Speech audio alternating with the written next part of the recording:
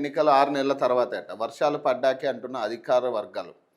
June, July నెలలో నిర్వహించే chance. రాష్ట్రంలో మిగతా మున్సిపాలిటీలు, కార్పొరేషన్ ఎన్నికలు ఫిబ్రవరి తొలి వారంలోనేట.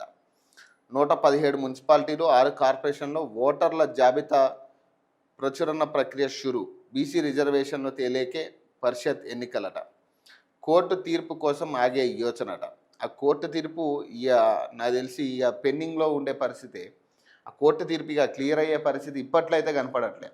ఎందుకంటే దాని మీద ఫోకస్ చేసి ఆ కోర్టుకి అనుగుణంగా వీళ్ళు ఆధారాలు సబ్మిట్ చేసే పరిస్థితి లేదు గవర్నమెంట్ నుంచి. వీళ్ళు ఏదో పిచ్చి పిచ్చి మాటలు మాట్లాడి ఏదో కొత్త జీవోలు తీసుకొచ్చి దాన్ని మళ్ళీ బలవంతంగా బీసీల మీద రుద్దే ప్రయత్నం చేయడం.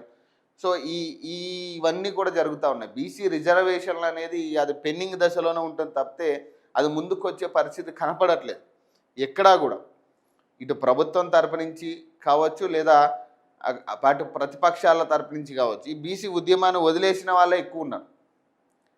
ఎక్కడో కొంతమంది బాలరాజు గౌడ్ లాంటి వాళ్ళు, లేకపోతే జాజల శ్రీనివాస్ లాంటి వాళ్ళు దాన్ని పట్టుకుని ఉన్నారు. కానీ చాలామంది వదిలేసినట్టుగానే కనపడుతుంది ఆ ఉద్యమం. ఎందుకు అది అయ్యేటట్టు కనపడట్లే ఇప్పట్లో. ఎందుకంటే ప్రభుత్వం ఏమంటుంది, కోర్టు తీర్పు తర్వాతే అంటుంది. కోర్టు తీర్పు ఎప్పుడు ఇవ్వాలి? ప్రభుత్వం సరిగ్గా దాని మీద అసలు ఆ జీవో నెంబర్ 9 ఎందుకు తీసుకొచ్చింది, దానికి సంబంధించిన అన్నీ కూడా ఆధారాలు సబ్మిట్ చేయాల్సి ఉంటుంది. మరి దీనికి సంబంధించి కూడా కోర్టులో ఆగిపోయిన పరిస్థితి. సో ఆ నేపథ్యంలోనే కదా అప్పుడు జీవో నెంబర్ 46 తీసుకొచ్చి సర్పంచ్ ఎన్నికలు పెట్టడం జరిగింది.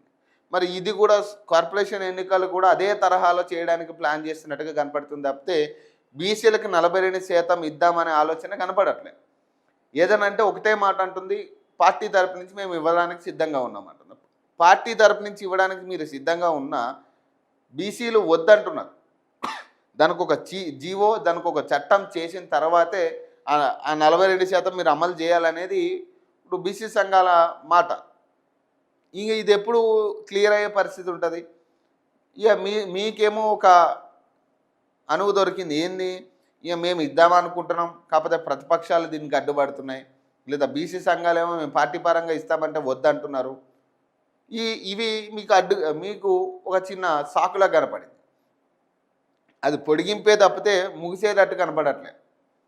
ఆల్రెడీ కేంద్రం జనగణన స్టార్ట్ చేసింది కాబట్టి మళ్ళీ ఇదొక టైం పట్టే ప్రాసెస్. జనగణన స్టార్ట్ అయితే ఇప్పట్లో ఎమ్మెల్యే 2028కి ఎమ్మెల్యే ఎన్నికల్లో ఏదైతే పునర్వ్యవస్థీకరణ ఏదైతే చేయాలనుకుంటున్నారో, కొత్తగా కొన్ని నియోజకవర్గాలు యాడ్ అవ్వాలనుకుంటున్నారో అది ఇప్పట్లో ఉండదు. మళ్ళీ నెక్స్ట్ ఎలక్షన్